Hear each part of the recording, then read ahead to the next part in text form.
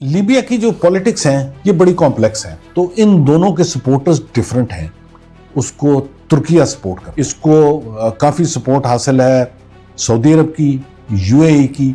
लेकिन इसकी एक और थ्योरी है, ये पाकिस्तान और टर्की ने सोचकर मिलकर ये मूवमेंट की है। अगर ये दोनों मिल जाते हैं तो फिर ये सारे वेपन लीबिया को चले जाएंगे उनकी। और इसी दौरान 4 बिलियन से ज्यादा की एक वेपन डील भी साइन कर दी। अमेरिका इसको ऑब्जेक्ट नहीं करेगा, ये मेरी असेसमेंट है।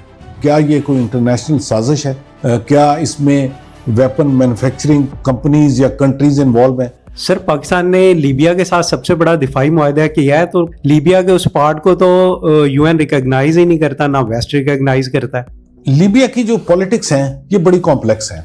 इस वक्त लीबिया 2 हिस्सों में डिवाइडेड है।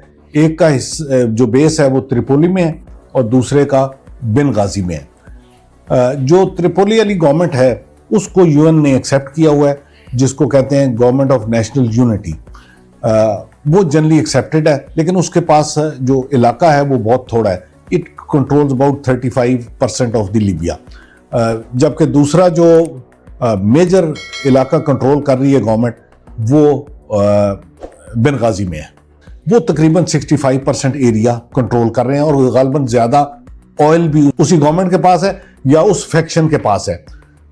पाकिस्तान एक्चुअली दोनों के साथ काफी अच्छे ताल्लुकात मेंटेन कर रहा है, लेकिन अगर ओवरऑल पॉलिटिक्स में देखा जाए, वर्ल्ड पॉलिटिक्स में, तो इन दोनों के सपोर्टर्स डिफरेंट हैं।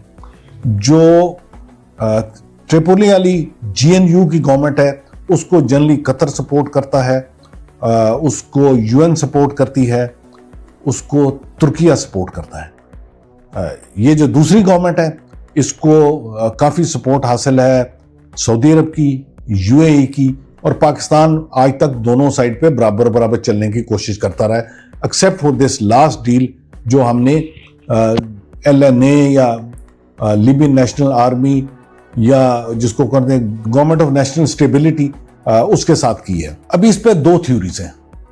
एक थ्योरी ये है कि हम इसको सपोर्ट कर रहे हैं और टर्की गालिबन दूसरों को सपोर्ट कर रहा है। इसमें एक कॉन्फ्लिक्ट नजर आती है।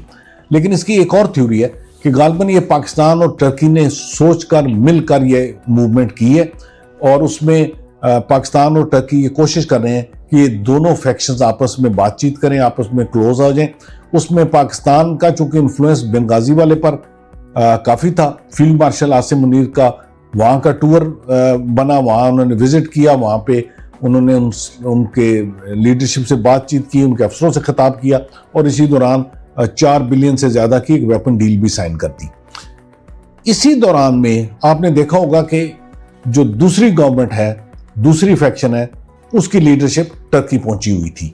सो ये कोइंसिडेंस नहीं हो सकता। उसका तो अनफॉर्चुनेटली एयरक्राफ्ट क्रैश हो गया जिसमें उनकी बड़ी सीनियर लीडरशिप की डेथ हो गई, बट द विजिट्स वर बिल्कुल आगे पीछे विजिट थे। सो इससे ये जो दूसरी थ्योरी मैं कह रहा हूं कि पाकिस्तान और टर्की ने मिलकर कोई इसको रिजॉल्व करने की कोशिश करें, इसको काफ़ी स्ट्रेंथ मिलती है। बिकॉज एक ही वक्त में ये कोई कोइंसिडेंस नहीं है कि वो उधर गए हुए हैं और पाकिस्तान के आर्मी चीफ इधर गए हुए हैं। इसके पीछे कोई ना कोई सोच नजर आती है। सर, लीबिया पे तो सैंक्शंस हैं, तो इस पे अमेरिका और चाइना को एतराज नहीं होगा? लीबिया पे बिल्कुल सैंक्शंस हैं। लीबिया पे वेपन खरीदने के लिए यूएन की इस वक्त सैंक्शंस मौजूद हैं। क्या अमेरिका और चाइना इस पे ऑब्जेक्ट करेंगे इन वेपन को देने पर? देखें, चाइना तो हमारे साथ पार्टनरशिप में है, जहाज हमारा है, हमने उनसे स्पेयर पार्टी लेने हैं। तो चाइना, इस जहाज के जो बेसिक राइट्स हैं वो पाकिस्तान के हैं। चाइना इन सम वेज इसका वेंडर है जिससे हम चीजें खरीदते हैं। हम रशिया से भी इसके लिए इंजन आ रहे हैं, तो इसलिए उन्होंने तो नहीं कुछ कहना। उनकी हमारे साथ मेरा ख्याल है कोई ऐसी ऑब्लिगेशन नहीं है कि हम किसको बेचेंगे और किसको नहीं बेचेंगे। बाकी आ गया अमेरिका के पास। तो अमेरिका तो इस फैक्शन का असल सपोर्टर है। जो इस फैक्शन के लीडर हैं, general Haftar, field marshal Haftar, वो ही is basically an American national. उनका घर अमेरिका के अंदर है।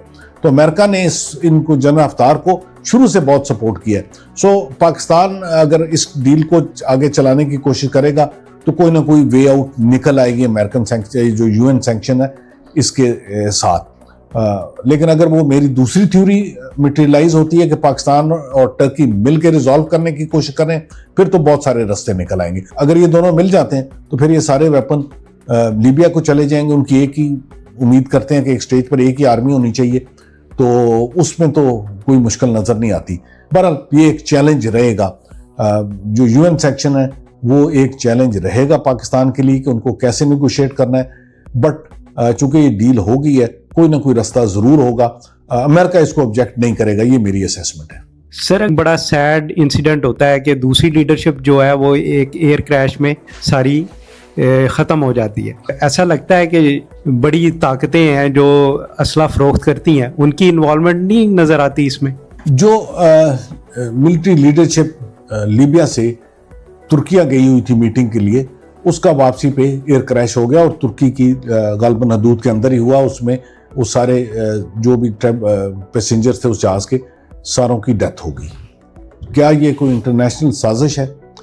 क्या इसमें वेपन मैन्युफैक्चरिंग कंपनीज या कंट्रीज इन्वॉल्व हैं, या ये कोई वैसे इंटरनेशनल साजिश है? मेरा ख्याल है मैं इसको अपेरेंटली ऐसा ही समझूंगा कि ये एक नॉर्मल एयरक्राफ्ट का एक्सीडेंट है जिसमें ये लीडरशिप अनफॉर्चुनेटली उनकी डेथ हो गई। लेकिन इस साजिश को अभी तक रूल आउट नहीं किया जा सकता। टाइम के साथ पता लगेगा ये साजिश थी या नहीं थी, लेकिन मेरा असेसमेंट यही है कि साजिश नहीं थी, ये एक एक्सीडेंट ही था। सर लीबिया के जिस पार्ट के साथ हमने दिफाई डील की है, तो क्या ये इस मुआहदे को पे कर सकेंगे? इनके पास इतने पैसे हैं? ये जो LNA है या बेनगाजी बेस्ड गवर्नमेंट है, ये बहुत रिच गवर्नमेंट है। ये 90% ऑयल जो सा लीबिया का ये कंट्रोल कर रही है, वो ट्रेड इसके थ्रू हो रहा है। लिहाजा इसके पास 4.7 बिलियन या 4 बिलियन प्लस की जो भी पेमेंट है, that is not an issue. और ये कौन सा कोई एक दिन में होनी, ये चंद सालों में होगी जैसे जैसे जहाज डिलीवर होंगे। So payment it's possible, it's not a big deal for this group of Libyans. लेकिन सर दूसरे जो पार्ट है, जो दूसरा हिस्सा लीबिया का है, इतनी बड़ी दिफाई डील पे तो उनको एतराज़ तो होगा। बज़ाहिर तो आपने कहा, जैसे कि कहा कि ये पाकिस्तान और तुर्की मिल के कोशिश करेंगे इनको आपस में मिला दिया जाए, लेकिन उनकी रिजर्वेशन तो ज़रूर होंगी इसके ऊपर। अगर तो ये थ्योरी ठीक है कि पाकिस्तान और तुर्की मिलकर ये इनको चलाने की कोशिश कर रहे हैं और करीब लाने की कोशिश कर रहे हैं, फिर तो बहुत अच्छा है। अगर ये थ्योरी ठीक नहीं है और पाकिस्तान सिर्फ बेनगाजी वाली फैक्शन को सपोर्ट कर रहा है और तुर्किया त्राबलस वाली फैक्शन को सपोर्ट कर रहा है, तो फिर ये कॉन्फ्लिक्ट होगी और फिर ये पाकिस्तान के लिए बहुत बड़ा चैलेंज आ जाएगा कि रिलेशन इसके साथ रखे जाएं, रिलेशन उसके साथ रखे जाएं। वो जो ग्रुप है वो कैपिटल को कंट्रोल कर रहा है, वो यूएन का एक्सेप्टेड ग्रुप है, उसको यूएन की मेंबरशिप हासिल है। ये जो ग्रुप है ये फाइनेंशियली स्ट्रांग है, एरिया ज़्यादा है इसके पास गालबन मिलिट्री कैपेबिलिटी भी स्ट्रांग है। सो ये बड़ी अजीब सी कॉन्फ्लिक्ट है। बट आई होप कि ultimately for good of Libyans and for good of Muslim world this issue must get resolve. अगर ये रिजॉल्व नहीं होगा तो लीबियंस को भी बहुत बड़े प्रॉब्लम फेस करने पड़ेंगे। पाकिस्तान तो डेफिनेटली इस कॉन्फ्लिक्ट में फिर रॉन्ग साइड पे आ जाएगा। I hope we don't stand on a wrong side in coming days and years in Libyan politics. Sir अब एक साइड पे तो फिलहाल कोई आर्मी चीफ नहीं है अभी तक, तो क्या ये पॉसिबल है कि जनरल हफ्तार ही कंट्रोल करें सारे लीबिया को?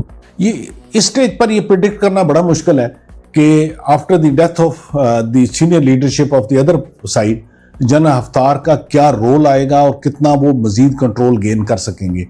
फिलहाल तो एक डिवाइडिंग लाइन है, उसकी एक साइड पे जनरल हफ्तार और उनकी फौज है, दूसरी साइड पे दूसरी फौज है। आने वाले दिनों में क्या होगा, this needs lot of crystal gazing. तो इसको प्रिडिक्ट करना गालबन मुश्किल है। चंद दिन और हमें देखना पड़ेगा कि ये जो लीडरशिप है इसकी रिप्लेसमेंट कौन सी लीडरशिप आती है और उसकी सोच क्या है। My hope and expectation is कि ये दोनों फैक्शंस करीब आ जाएं, और अगर करीब आ जाएंगी तो वो it will be good for Libya, good for Muslim world and good for international politics too.